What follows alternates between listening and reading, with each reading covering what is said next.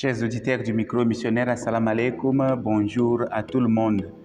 Voilà, à cette même occasion, nous souhaitons bonne mission au nouvel évêque de Koumra, Monseigneur Samuel Mbairabe, et aussi nous saluons tous nos auditeurs qui sont dans le diocèse de Koumra. Nous vous saluons beaucoup et nous sommes ensemble malgré la distance. Chers frères et sœurs dans le Christ, voilà, parvenus à ce 32e dimanche du temps ordinaire, année A, le Christ veut nous dire l'importance de la préparation pour entrer dans le royaume de Dieu. La préparation pour entrer dans la salle de noces est immédiate et en même temps lointaine. Du coup, cela exige de nous une certaine révision journalière pour pouvoir évaluer notre préparation. La nécessité d'être en éveil, de ne pas céder aux activités qui peuvent nous conduire aux ténèbres ou soit à la perdition, tout en oubliant la finalité de notre existence. Le passage qui fera l'objet de notre méditation, nous le trouvons dans l'évangile de Matthieu au chapitre 25, versets 1 à 13. Avant d'entrer dans le vif de notre méditation, nous vous demandons humblement d'abord de vous abonner sur notre chaîne et de partager aussi nos vidéos pour que le nom de Jésus soit connu et aimé de tous. De prime abord, il faut souligner que la parabole des 10 vierges est très connue du public, même si ce n'est que Matthieu qui en parle parmi les 4 évangiles. Pour ce faire, comme dans les autres paraboles, il ne faut jamais se perdre dans les détails de l'histoire racontée.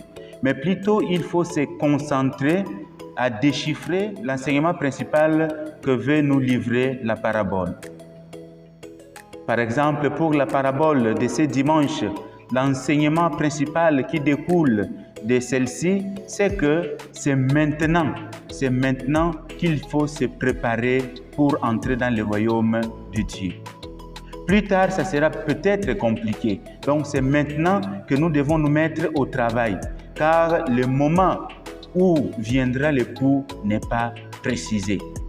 Personne ne connaît ni le jour ni l'heure. C'est pareil aux 10 vierges qui d'office ont été choisies pour aller à la rencontre de l'époux. Mais curieusement, 5 d'entre elles sont insouciantes, tête en l'air, comme d'ailleurs nous pouvons le constater aujourd'hui pour certaines jeunes filles, parfois même folles, comme le dit le texte de ce dimanche. Elles n'ont pas pris beaucoup d'huile avec elles.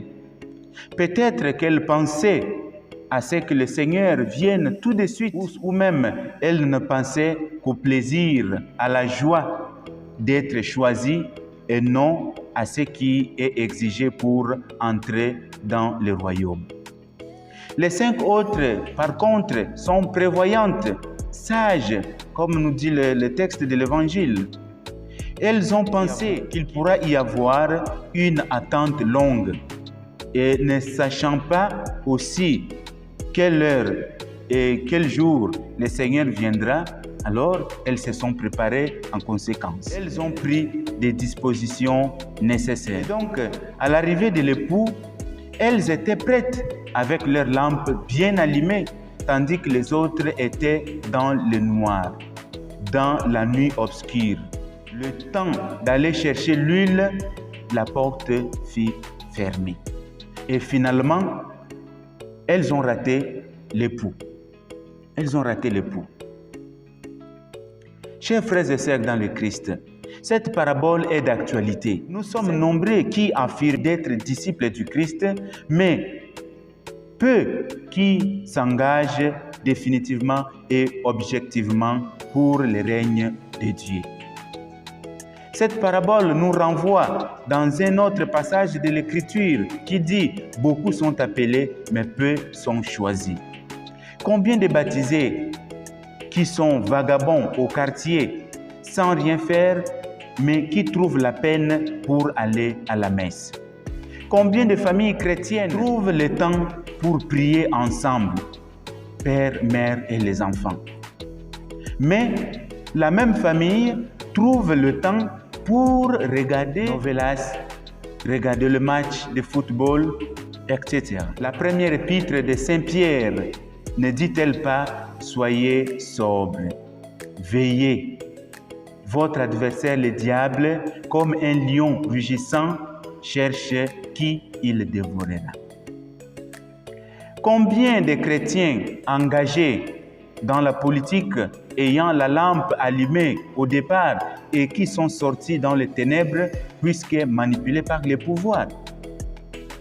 Combien des hommes de Dieu qui ont commencé avec empressement le travail du Christ, mais qui sont tombés dans les bassesses puisqu'ils n'ont plus la vie du Christ en eux? En conclusion, le Seigneur nous dira « Je ne vous connais pas ». C'est pour dire que le chemin est long et les difficultés sont énormes. Les défis à relever sont légion. Mais si nous fixons, si nous tournons notre regard vers l'époux qui vient à notre rencontre, nous ne serons jamais déçus. Mais si nous nous mettons à dire « l'époux tarde à venir », et donc chacun peut revenir à son activité, à son métier ancien, nous risquons d'être surpris et de trouver la porte déjà fermée. Chers frères et sœurs, sur ce, je vous souhaite bon dimanche et bonne méditation.